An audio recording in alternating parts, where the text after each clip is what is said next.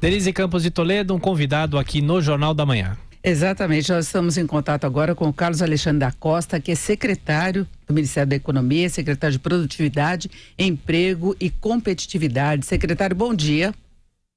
Bom dia, Denise, bom dia, ouvintes.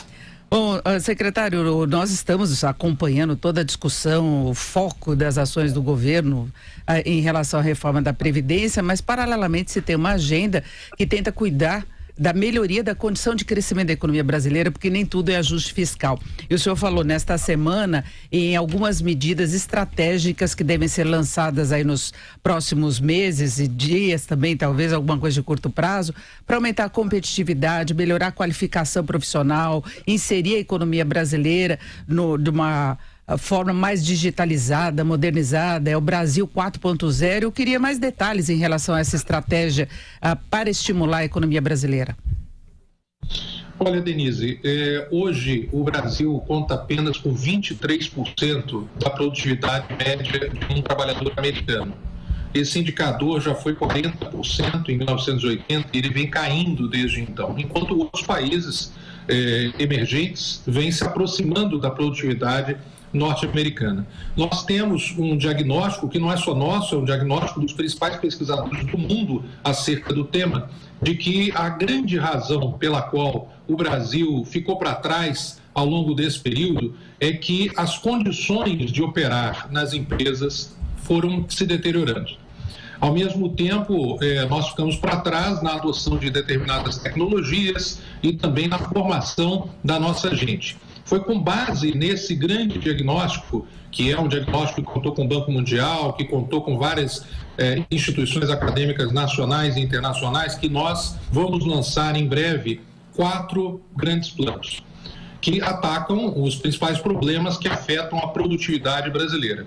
O Simplifica, o Pró-Mercados, o Brasil 4.0 e o Emprega Mais. Eles tratam justamente daquilo que foi diagnosticado como sendo as 4 grandes barreiras para que o Brasil entre para o clube dos países mais produtivos, que geram mais emprego e mais renda. Primeiro, é muito difícil fazer negócio no Brasil e isso tem piorado nos últimos anos. Então, o Simplifica vem com uma série de medidas para melhorar o ambiente, para que as empresas estejam encontrem um terreno mais fértil para investir. O segundo, Pró-Mercados. O Brasil ficou para trás nos rankings de liberdade para os mercados atuarem de maneira a criar mais riqueza. Nós hoje ficamos em antepenúltimo lugar no ranking de regulações que atrapalham o funcionamento dos mercados e aí criam grandes concentrações, cartéis e assim por diante. O terceiro é o Brasil 4.0, também ficamos para trás na digitalização das empresas, na modernização e na formação de gestores qualificados para o mundo moderno, que está passando por grandes transformações.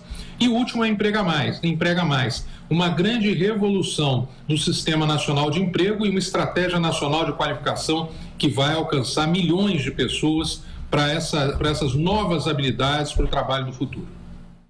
Agora, a questão do emprego, a gente vê aí uma preocupação muito grande, até por parte do empresariado, porque o desemprego que passa dos 13 milhões, ele afeta o potencial de reação do consumo.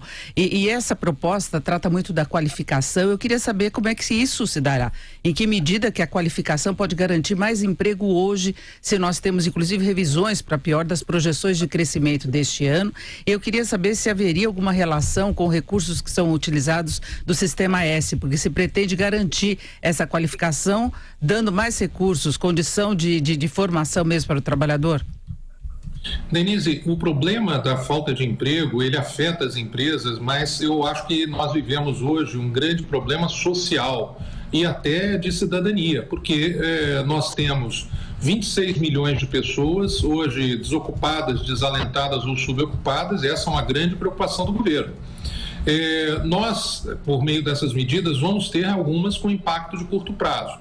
Um exemplo delas é a concessão de vouchers ou vales para empresas que contratarem pessoas, eu aqui divulgo isso em primeira mão, e elas vão receber um voucher ou um vale para elas usarem na qualificação dessas pessoas. Porque muitas vezes as empresas dizem, não, eu não vou arriscar na contratação dessa pessoa, agora que ela não está plenamente qualificada, e eu vou ter que, além de correr o risco da contratação, ainda investir na formação dela. Essa é uma medida que a gente acredita que terá impacto de curto prazo. Uma outra de curto prazo é o novo Cine, que nós vamos lançar na semana que vem, aberto. Já tem várias empresas de RH, chamadas HR Techs, que estão se conectando na base de 12 milhões de pessoas que nós temos, que estão desempregadas, para sair à procura de empregos para essas pessoas. E, por último, nós acreditamos que a simplificação do ambiente de negócios, que hoje são bolas nas pernas das pessoas, como o nosso ministro Paulo Guedes, nosso presidente Jair Bolsonaro tem dito, ele tende a criar um ambiente de otimismo, de confiança, para que as pessoas e as empresas voltem a investir. O que nós não acreditamos é que a recuperação ou o estímulo virá por meio de gasto público ou de direcionamento do governo. Isso aí já falhou nos últimos anos, falhou no Brasil e falhou em outros países, e isso tende justamente hoje, principalmente quando estamos no limite da capacidade de endividamento do governo, a atrapalhar a recuperação. Eu costumo dizer que o equilíbrio fiscal é uma das medidas mais estimulantes hoje para a economia, porque traz confiança. Cada gasto a mais de maneira desequilibrada do governo acaba deteriorando a confiança e prejudicando a retomada do crescimento. Secretário, desculpa, Denise, fazer uma pergunta para o senhor. É Marco Antônio Villa, bom dia.